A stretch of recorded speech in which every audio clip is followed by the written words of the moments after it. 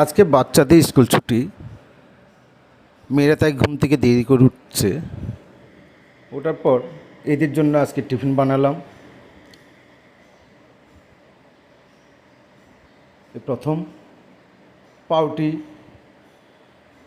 গোল গোল করে পাউটি কেটে, সেখানে ছোটোবেলায় অবশ্যই আমিও খেতাম, খুব ভালো লাগতো পাউটির মধ্যে দুধ পাউডার দিয়ে চিনি দিয়ে।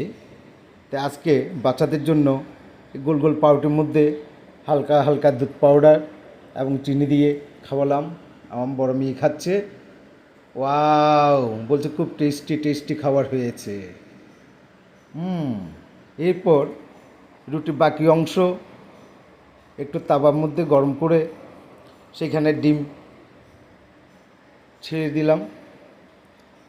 অবশ্যই তারা ডিমের মধ্যে একটুখানি লবণ, হালকা চিনি দিয়েছি। আমরা অবশ্যই চাইলে কেউ আসলে বাড়ির মধ্যে কেউ যদি বেড়াতে আসে, গেস্ট আসে, তাদের জন্য আমরা এই ধরনের